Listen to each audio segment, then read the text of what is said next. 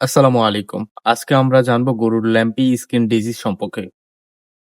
এটা হলে কিভাবে প্রতিরক্ষা করা যাবে, কিভাবে চিকিৎসা করলে খুব জলদি সুস্থ করা যেতে পারে সে সম্পর্কে আমরা আজকে আলোচনা করব।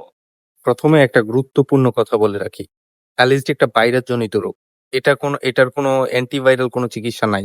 নির্দিষ্ট কোনো অ্যান্টিভাইরাল কোনো চিকিৎসা নাই। সো এটা যখনই আপনি দেখবেন লক্ষণ এরকম অ্যালার্জির লক্ষণ দেখছেন তখন গরুর সঠিক পরিচর্যা বা সেকেন্ডারি হিসেবে আপনি রোগ প্রতিরোধ ক্ষমতাটা আপনি বাড়িয়ে তোলার চেষ্টা করতে পারেন। নাম্বার ১, আপনি যখনই গরুর মধ্যে ক্ষত বা ওই যে গুটির মতন দেখতে পাবেন, এই লক্ষণটা দেখতে পাবেন, তখন আপনি ঘরোয়াভাবে একটা চিকিৎসা করতে পারেন। সেটা হচ্ছে কাঁচা হলদির গুঁড়ো আছে না? ১০০ গ্রাম কাঁচা হলদি বা ১০০ বা ১৫০ গ্রাম কাঁচা হলদির গুঁড়োটার সাথে আপনি নিমের তেল, নিম পাতার তেল বা নারিকেল তেল যেটাই পান, আপনার হাতের সামনে যেটাই পান, ওইটা একটু মিশাইয়া আপনি দিনে ২ থেকে ৩ বার লাগাবেন। গরুর যে আক্রান্ত জায়গাগুলো গুটি আছে ওইখানে লাগাবেন।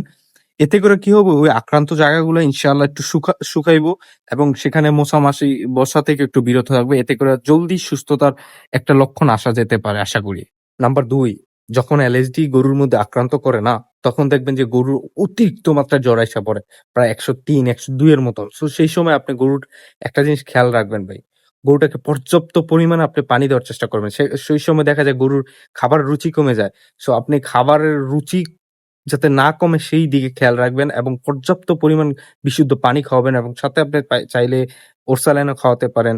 আ বা বিভিন্ন যেই ভালো ঘাস, কাঁচা ঘাস বা যেইগুলো খাইলে গরুর একটু রুচি বাড়বো সেই খাবারগুলো খাওয়ানোর চেষ্টা করবেন।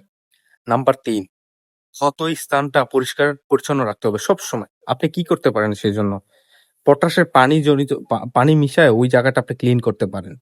সুন্দরবন যে আক্রান্ত জায়গাগুলো গুটিগুলো আছে সেখানে পটাশের পানি দিয়ে আপনি ক্লিন রাখতে পারেন। তবে একটা জিনিস মাথায় রাখবেন ভাই, ওই জায়গাটাতে সবসময় বীজা না থাকে। ওইটা যখন পানি দিবেন, পানি দিয়ে ক্লিন করবেন তারপর আবার ওইটা ড্রাই করে ফেলবেন। এবং আরেকটা জিনিস সবসময় খেয়াল রাখবেন, ওই আক্রান্ত জায়গায় যেন মশা-মাছি না বসতে পারে। দেখবেন যে যদি মশা-মাছি এগুলো বসে দেখবেন ওই জায়গাটা গোটায়, গোটায় আরো একদম ডিপ করে ফেলে। সো এগুলো একটু কয়েকটা দিন খেয়াল রাখবেন। জ্বর বা ব্যথা নিয়ন্ত্রণ করতে হবে। কারণ অ্যালার্জি যখনই হবে গরুর শরীরে অতিরিক্ত মাত্রায় জ্বর আসবে আমি আগেও বলছি। সো এই জ্বর এবং ব্যথা নিয়ন্ত্রণ করতে হবে এই পশুটাকে। সে একটা বোবাজাত প্রাণী ভাই। সে বলতে পারবে না আপনাকে। বাট আপনার এটা বুঝে নিতে হবে। তখন আপনি বিভিন্ন ভালো ভেটেরিনারি ডক্টরের সাথে পরামর্শ করে একটা প্যারাসিটামল জনিত যেই ব্যথা বা জ্বরের ট্যাবলেট গুলো ওষুধগুলো আছে সেগুলো খাওয়াতে পারেন। বাট আমি আবারও বলছি কোন ওষুধ খাওয়ার পূর্বে আপনার যদি জ্ঞান থাকে তাহলে তো জ্ঞান না থাকে তাহলে অবশ্যই একটা ভেটেরিনারি ডক্টরের সাথে পরামর্শ করে খাওয়াবেন ভাই। নাম্বার ৫, যখনই এলএসডি আক্রান্ত হবে গরুটার মধ্যে অনেক সময় দেখা যায় চুলকানির ভয়াবহতা অনেক বেড়ে যায়। আমি আবারও বলছি এটা বোবা প্রাণী। এটা আপনাকে বলতে পারবে না বাট এটা আপনার বুঝে নিতে হবে। যখনই দেখবেন আপনার গরুটার মধ্যে চুলকানির প্রতি বৃদ্ধি পাচ্ছে চুলকানিটা, তখন আপনি একজন পশু চিকিৎসকের সাথে পরামর্শ করে এরকম একটা নাম আছে যেটা আমার এখন খেয়াল আসে না।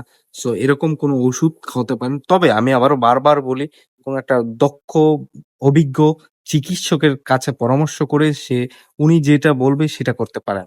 সেটা ট্যাবলেট হতে পারে, ইনজেকশন হতে পারে। উনি ভালো জানেন এবং ওই আপনার গরুর কি সিচুয়েশন আছে তাকে পুরোটা ব্যাখ্যা করে যখন বলবেন, উনি আপনাকে সাহায্য করবে ইনশাআল্লাহ। নাম্বার ৬, সেকেন্ডারি ইনফেকশন প্রতিরোধ। যখন অ্যালার্জি আক্রমণ করে ওই গরুটার মধ্যে গুটি, গুটি হওয়ার পর অনেকদিন পর দেখা যায় ওই গুটিগুলা ফেটে যায় এবং ফেটে ওইখান থেকে বিভিন্ন রকমের পানি রসের মতন বের হয় এবং ওইগুলা শরীরের অন্য স্থান লেগে আরো ভাইরাসজনিতভাবে আরো আক্রমণ করতে পারে। সো এটা হওয়ার পরপরই আপনি একজন অভিজ্ঞ পশু ডক্টরের সাথে পরামর্শ করবেন। পরামর্শ অনুযায়ী উনি যেই ওষুধগুলা দিবেন সেগুলো ব্যবহার করবেন।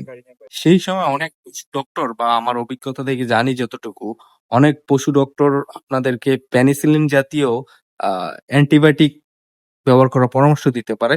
যাই হোক আপনি একজন অভিজ্ঞ ডক্টরের সাথে পরামর্শ করে আপনি অ্যান্টিবায়োটিক গুলা দেওয়ার চিন্তা করবেন।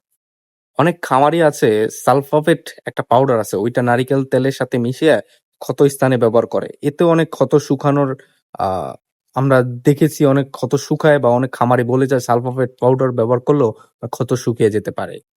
নাম্বার ৭, এই সময়টাতে গরুর রোগ প্রতিরোধ ক্ষমতা বাড়ানোর জন্য আপনার কিছু পদক্ষেপ নিতে হতে পারে। বি কমপ্লেক্স ওষুধ বা জিঙ্ক জাতীয় কোনো ওষুধ থাকলে আপনি গরুকে খাওয়াতে পারেন। এতে করে গরুর রোগ প্রতিরোধ ক্ষমতাটা বৃদ্ধি পায়। গুরুত্বপূর্ণ সতর্কতা বলছি আমি। এই অ্যালার্জি হচ্ছে একটা ভাইরাস জনিত রোগ। এটার তেমন একটা অ্যান্টিভাইরাল কোনো ঔষধ নাই বা এরকম সঠিক আমি এখনো দেখি নাই। সো এটা যখনই হবে তখন ওই গরুটাকে আলাদা করার চেষ্টা করবেন। বাকি সব গরু থেকে একটু দূরে রাখার চেষ্টা করবেন এবং একটু যত্ন নিবেন, কেয়ার করবেন, পরিষ্কার পরিচ্ছন্নতা বজায় রাখবেন গরুগুলার তখন এবং চেষ্টা করবেন ওই গরুটাকে সবসময় পানি এবং ভিটামিন জনিত খাবার-টাবার এগুলো দেওয়ার জন্য। এবং আরেকটা কথা বলে যাচ্ছি ভাই, খামার শুধু উদাসীনতা দিয়ে চলে না। খামারকে আপনার সন্তানের মতন দেখতে হবে। খামার পশুগুলোকে আপনার নিজের মনে করে রাখতে হবে ভাই। আশা করি বুঝতে পারছেন। যদি ভিডিওটা ভালো লেগে থাকে এবং আপনাদের বিন্দুমাত্র উপকার হইয়া থাকে তাহলে প্লিজ একটা সাবস্ক্রাইব করে যাবেন।